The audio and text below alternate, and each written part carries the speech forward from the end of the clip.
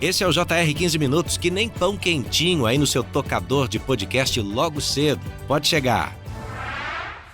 Quando uma corporação decide demitir numa tacada só 1.000 funcionários, 1.000 colaboradores, e para isso alega que há uma dificuldade de produção, uma queda na produtividade, causa do trabalho à distância, do home office, o que você pensa, hein? É polêmica na certa. E a gente está vivendo essa polêmica depois que um banco decidiu fazer esse corte, alegando justamente a queda de produtividade. Eu vou conversar sobre esse assunto, sobre os limites legais e éticos desse tipo de trabalho e também sobre a produtividade à distância com a presidente da Associação Brasileira de Recursos Humanos em São Paulo, a Eliane Aeri, que também é CEO da Humani. Eliane, muito bem-vinda. Olá, Edu, tudo bem? Tudo bem por aqui. Bom, mas esse dado chamou muita atenção do mercado. Eu queria começar pensando como o banco que fez essa demissão. Essa queda de produtividade você está enxergando em vários outros setores também? Ela tem lastro na vida real, Eliane? O que eu posso te dizer, assim, com muita segurança, né? Inclusive as pesquisas que a gente roda e já rodou, né? Estamos fazendo uma nova agora na BRH, indicam que as empresas estão voltando para o modelo presencial. E eu entendo que, assim, ninguém volta para o modelo A ou vai para o modelo B porque só por um problema simples. É complexo o problema. A questão aí é uma questão complexa, porque nós estamos falando de cultura organizacional, e estamos falando de modelo de trabalho, modelo de como eu me relaciono com a empresa no seu dia a dia.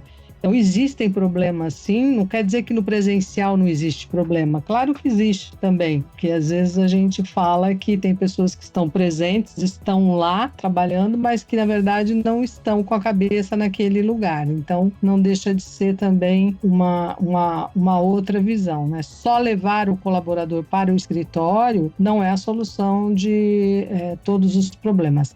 Mas é uma tendência e a gente percebe que a maioria das empresas estão seguindo nesse sentido. E o que me espanta mais é que as empresas de tecnologia, né, quase que foram precursoras nesse sentido, né, de voltar para o presencial. Uau! Elas que estavam já à distância há mais tempo ainda. Bom, então eu queria entender agora a segunda polêmica, o lado dos funcionários. Os funcionários estão falando, mas eu sacrifiquei minha vida pessoal, trouxe o trabalho para dentro de casa, usei a minha internet, o meu telefone, paguei o aluguel. Claro, algumas corporações, e eu acho até que a maioria, pagou uma ajuda de custo. Mas eles estão dizendo que não é sequer legítimo fazer um monitoramento de produtividade dentro da minha privacidade. Tem base nisso aí? Quais são os limites éticos e legais envolvidos? Edu, limite sempre tem, né? Eu acho que a gente tem que pensar assim, até onde eu estou invadindo a privacidade, a vida privada do colaborador. Agora, a gente não pode esquecer que a relação de trabalho, né? Eu gosto muito de uma definição jurídica, onde a gente diz é um contrato, né? Então, eu tenho um contratante, eu tenho um contratado.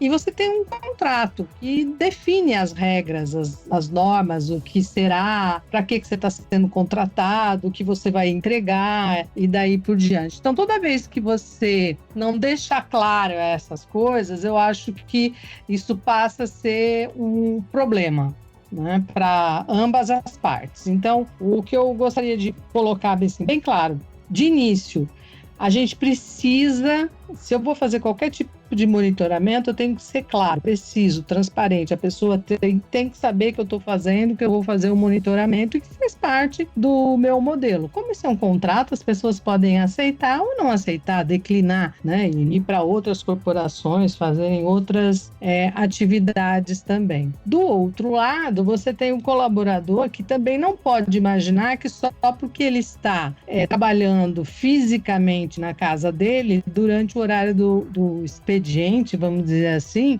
ele pode resolver os seus problemas e ficar resolvendo problemas de ordem pessoal e daí por diante, porque aí ele está penalizando o empregador. O empregador ele tem um custo para manter o empregado, seja presencial, seja home office.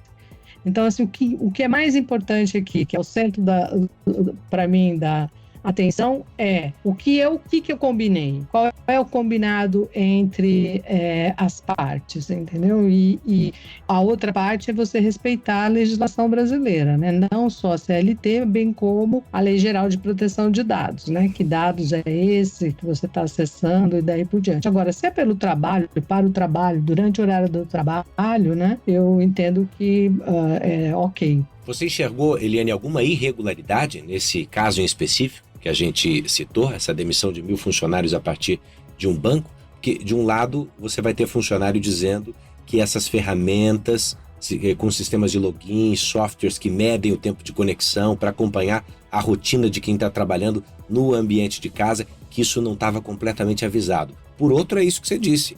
Ou a empresa tem resultado e tem lucro, ou ela vai buscar um outro modelo. Agora tem que estar contratado, né? Eu até aqui na verdade, eu não estudei o caso, né? Então eu preciso ser clara e transparente com todo mundo. Eu não fui lá, peguei o caso e fiz uma análise, ou uma análise inclusive jurídica, acerca de cada um dos pontos, né? O que eu conheço, muito provavelmente, é o que a maioria das pessoas conhecem, que foi o que saiu na imprensa, né? Então, assim, não tem como fazer esse juízo de valor, se está regular, irregular e daí por diante. O que eu posso dizer com segurança se existe lá, se tem uma regra, se as pessoas sabem que elas estão sendo contratadas, que ela é contratada para trabalhar do horário de tanto a tanto, que ela tem um horário de descanso de tanto, que ela não deve trabalhar fora do horário do expediente, que ela deve usar as ferramentas da empresa para os fins da companhia e não para outros fins e daí por diante, né? Você não cumprir essas coisas, ao meu ver, é falta grave. O home office foi regulamentado, não, presidente, depois da pandemia, mas ainda está gerando dúvidas. Então, quais são, de forma clara, os principais direitos e deveres tanto do empregado quanto do empregador nesse regime? Tem algum que a senhora não citou nessa última resposta? Vamos colocar assim, a CLT, ela permite o controle de jornada e de produtividade, né? E aí é exatamente isso que eu estou falando, a gente vai acordar entre as partes, né? Então, o que eu coloco assim de uma forma geral? É muito importante você estar sempre alinhado com o seu colaborador, o colaborador saber o que é que ele tem que fazer, o que ele tem que entregar, qual a qualidade exigida e daí por diante. Então, por isso eu sempre digo que é muito importante você estabelecer metas, você poder fazer uma avaliação de desempenho, e você ter o retorno e ter um programa de feedback com os seus colaboradores. Esse é um lado que a organização precisa fazer para deixar claro que está sendo acordado e daí por diante. E eu vou um pouquinho mais longe, tá, Edu? Isso não é só para quem é home office, tá? A gente está falando aqui do home office, mas a gente escuta questões dessa natureza, às vezes até para quem trabalha presencialmente, entendeu? Eu desconhecia, não sabia, entendeu? Então, a empresa precisa trabalhar muito nesses pontos e também nessa questão da comunicação. Do lado do colaborador, ele precisa conhecer muito bem, não só os seus direitos, mas o acordo que ele fechou com o seu empregador. Porque não dá para você depois dizer, concordar, assinar toda a documentação e depois dizer que tem desconhecimento de causa, entendeu? Porque na nota oficial divulgada pelo banco, inclusive, a justificativa foi de que alguns comportamentos eram incompatíveis com os princípios de confiança da instituição. E daí a gente fica pensando, do ponto de vista de gestão de pessoas, será que teve essa conversa, esse papo reto? Será que essa justificativa, assim, já pré-corte, não ficou genérica demais? Por outro lado, em outras empresas que já voltaram para o presencial e saíram do home office, havia uma alegação, e eu me lembro disso, presidente, de que alguns colaboradores tentavam driblar o monitoramento das empresas, usando dispositivos ou programas que simulavam que ele estava em atividade no computador. Então eu pergunto, que risco esse tipo de prática traz para o funcionário? E por outro lado, na sua avaliação, como é que fica a carga emocional de quem está tentando manter o emprego, tentando dar resultado, mas também sofre com queda de internet dentro de casa, com problemas que fogem ao controle, e você não está ali perto do teu gestor para falar desses problemas e de repente entra no corte? Olha, são várias questões aí. Eu vou arriscar aqui, tá? Dizer que assim, para uma companhia, quando faz e toma uma decisão, né, dessa envergadura, né, com certeza ela deve ter feito uma análise prévia e daí por diante, e ter trabalhado até com o seu conjunto de advogados e recursos humanos e daí por diante para determinar, para tomar decisões dessa natureza. O que a gente precisa colocar aqui é assim,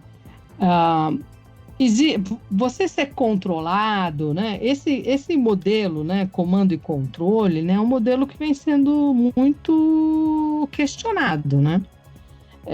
Há muito tempo, né? E eu acho que ele é um modelo também que ele está, vamos dizer assim, fadado a morrer aí em algum momento, né? Não quer dizer que ela vai do dia para o outro, nem tem dia, nem tem hora marcada para nada, mas é uma tendência, né? Esse movimento, esse modelo de gestão, de gestão e controle, né? De eu ficar controlando a pessoa o tempo inteiro, ela vai realmente, eu acho que ele vai morrer em algum momento, até porque os modelos de trabalho estão mudando muito. Então, quando a gente começa a olhar o mercado, as novas gerações e daí por diante, você começa a ver também que as pessoas mais novas, elas chegam com outros conceitos e elas querem outro tipo de relação com o trabalho, e não necessariamente essa relação empregado-empregador, e daí por diante. Então, a gente precisa tomar assim, um certo cuidado quando vai fazer e olhar essas coisas, e o próprio colaborador, e entender que assim, não é o bom senso. Eu sei que parece que é uma coisa do outro mundo, bom senso, né? Mas não é uma coisa do outro mundo, né, Edu? Se você me contratou, se eu estou aqui, estou à sua disposição, etc e tal, para prestar esses serviços, etc e tal, não é justo que você espere que eu esteja lá disponível para executar aquelas atividades, né? É isso. Se o outro lado também, que é o do colaborador, é justo também que ele espere clareza, contratante, né, ou no caso o empregador, tem em relação a ele. Quando você não consegue trabalhar com essas duas coisas, né, colocar essas duas coisas no mínimo aceitável aqui, né, pode ter certeza que mais dia, mais hora, menos hora, você vai ter problema. E aí, quando eu falo de cultura organizacional, passa muito por isso. Se você quer trabalhar e está pensando nos futuros possíveis, né? Porque futuro é uma coisa que tem várias possibilidades, né? Quando você olha os futuros possíveis, a organização precisa mudar isso também, né? Porque se ela trabalhar só dentro do modelo comando e controle, ela vai ter dificuldade. Agora, em compensação, também não pode ser olhar e falar assim, estou me sentindo lesado porque as pessoas estão fazendo uma interpretação errada do que é o trabalho home office. E olha, vou te dizer, a própria família muitas vezes não ajuda, porque acha que a pessoa que está trabalhando dentro de casa, e eu já vi isso várias vezes, já ouvi isso várias vezes, não, mas ele trabalha home office, então ele pode fazer o almoço, ele pode fazer não sei o que, ele pode cuidar das crianças, ele pode isso, ele pode aquilo, pode levar o irmão no médico, pode... Então tem uma mistura ainda das coisas, assim, é por isso que eu falo, nós temos um problema de cultura, né, do que a gente está enxergando como o compromisso do trabalho que eu assumi. E nesse aspecto, eu acho que o seu entorno precisa te ajudar muito. Porque senão, às vezes, é melhor trabalhar presencial mesmo. Nós escutamos aqui da presidente da Associação Brasileira de Recursos Humanos em São Paulo, Eliane Aeri, que o home office não morreu, mas que cultura e processos são necessários e continuam sendo fundamentais para que cada corporação e seus colaboradores definam um contrato claro que não seja baseado em comando apenas, mas numa cultura de confiança que dê resultados para ambos. Eu acho que nas próximas semanas, Eliane, a gente vai entender o que isso ensina sobre controles rígidos de trabalho remoto, métricas, né? Ou como isso pode servir de alerta para repensar e amadurecer a forma de gerir o home office. Por isso eu te agradeço e em breve a gente volta a conversar. Obrigado, Eliane Aeri, que também é CEO da Humani. Muito obrigada, eu que agradeço, Edu. Tá terminando o nosso JR 15 Minutos, edição 1255, viu? E eu tô dentro da Record, não tô em home office. Produzido pelo David Bezerra, pelas estagiárias Amanda Fusita, Bárbara Maiato e Yasmin Logrado, sonoplastia de Bruna Franco, coordenação de conteúdo Deni Almeida, direção editorial de Tiago Contreira e vice-presidência de jornalismo de Antônio Guerreiro. Te espero no portal R7, nas redes sociais do JR e na sua plataforma predileta de streaming. Bora pra próxima.